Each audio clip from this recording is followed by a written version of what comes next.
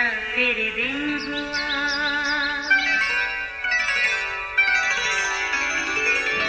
नया फिर दिन हुआ, पुरानी रात का करे सो शुक्र हम खुदा की जात का, खुदा की जात का नया फिर दिन हुआ। आज की आयत। तब उसने उससे पूछा, तेरा नाम क्या है? उसने जवाब दिया, याकूब। उसने कहा, तेरा नाम आगे को याकूब नहीं बल्कि इसराइल होगा। पैदाइश 32 बाब 27वीं और 28वीं आयत। अजीजों, सियाने कहते हैं जो वक्त गुजर गया उसे भूल जाओ, आगे की सोचो, पर माजी की गलतियों से सबक जरूर हासिल करो। किस्से पुराने से ही, मगर बाज़ औक़ात माजी से जुड़ी ऐसी यादें वाबस्ता होती हैं जिन्हें याद करके होंठों पर हंसी बिखर जाती है। याद रहे, ऐसे मौका को हाथ से कभी जाने ना दें, ज़रूर मुस्कुराइए। हाँ, कभी ऐसा भी होता है कि माजी का कोई तल्ख तजर्बा परेशानी का बायस भी बन जाता है। आज याकूब भी कुछ ऐसी ही कैफियत से दो चार था। उसे अपना भाई ईसौ याद आ रहा था, जिससे उसने उसके पहलोठे का हक भी ले लिया और धोखे से उसके हिस्से की बरकत भी बाप से ले ली। अगरचे घर छोड़ने की वजह भी उसका भाई ईसौ ही था, क्योंकि इसका इरादा याकूब के लिए इंतहाई ख़तरनाक था। सच कहें तो इंसानी महदूद अकल के मुताबिक याकूब का अपने भाई ईसौ के साथ ऐसा रवैया और सलूक उसे हर पल बेचैन किए रखता।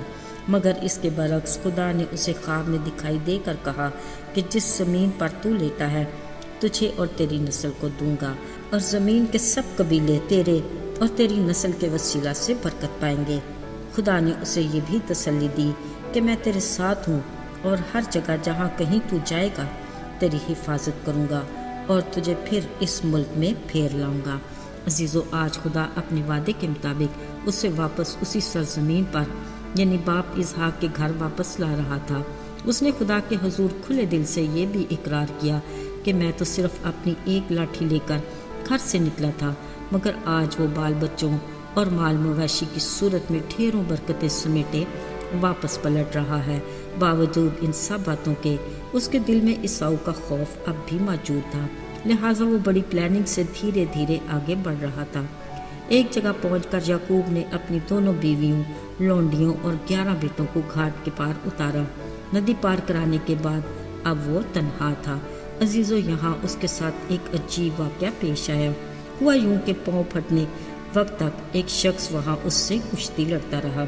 जब उसने देखा कि वो उस पर गालिब नहीं होता तो उसकी रान को अंदर की तरफ से छुआ और याकूब की रान की नस उसके साथ कुश्ती लड़ने में चढ़ गई और उसने कहा, अब मुझे जाने दे, क्योंकि पाँव फट चली। याकूब ने कहा, जब तक तू मुझे बरकत ना दे मैं तुझे जाने नहीं दूंगा। तब उसने उससे पूछा, तेरा नाम क्या है? उसने जवाब दिया, याकूब। उसने कहा, तेरा नाम आगे को याकूब नहीं बल्कि इसराइल होगा, क्योंकि तूने खुदावंद और आदमियों के दरमियान जोर आजमाई की और गालिब हुआ। तब याकूब ने उससे कहा, मैं तेरी मिन्नत करता हूँ कि तू मुझे अपना नाम भी बता। उसने कहा, मेरा नाम क्यों पूछता है? और उसने उससे वहाँ बरकत दी और याकूब ने उस जगह का नाम फनील रखा और कहा, मैंने खुदावंद को रूबरू देखा तो अभी मेरी जान बची रही। इस अजीब और हैरत अंगेज वाक़या के बाद सूरज तुलू होते ही वो अपनी रान से लंगड़ाता हुआ आगे बढ़ा। अजीज़ों, यकीनन याकूब ने रूबरू खुदा को देखा, अनजाने में कुश्ती लड़ी और जोर आजमाई भी की और बरकत भी पाई। बड़ी बात यह है कि खुदा ने उसे नया नाम इसराइल दिया, यानी अब वो याकूब, जिसका मतलब है धोखेबाज, से इसराइल जैसा खूबसूरत नाम वाला कहलाया, जिसका मतलब है आदमी ने खुदा को देखा। इसी नाम में उसकी सारी बरकत पिन्हा है। याद रहे, आज इसराइल की ज़िंदगी में खुदा का इब्राहिम से किया हुआ वादा पूरा हुआ। इसराइल के 12 बेटे थे जो 12 कबीले कहलाए। रफ्ता रफ्ता ये इतना बढ़ गए कि जैसे आसमान के सितारों और रेत के सरों की मानद, जिनका शुमार मुमकिन नहीं था। ये महज अल्फाज नहीं, हकीकत है। अजीज़ों, कलाम मुक़द्दस के मुताबिक एक बार दाऊद ने बनी इसराइल की मरदमशुमारी करना चाहिए, जिसमें वो बुरी तरह नाकाम हुआ। اس بات سے خدا سخت ناراض ہوا، جس کے جواب میں داؤد نے خدا سے کہا، میرے سے بڑا گناہ ہوا، اپنے بندہ کو معاف کر۔ آخر میں اسے اپنی وبا سے بچنے کے لیے سوختنی قربانی گزارنا پڑی، تب کہیں جا کر اس کی رہائی ہوئی۔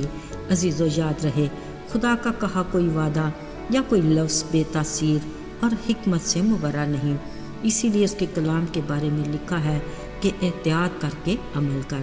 ضروری ہے کہ جب بھی خدا کے پاک کلام کو پڑھیں، اس سے التجا کریں کہ وہ اپنے بڑے فضل سے ہمیں سمجھنے اور اس پر عمل کرنے کی توفیق عطا فرمائے، آمین۔ آئیے دعا کریں۔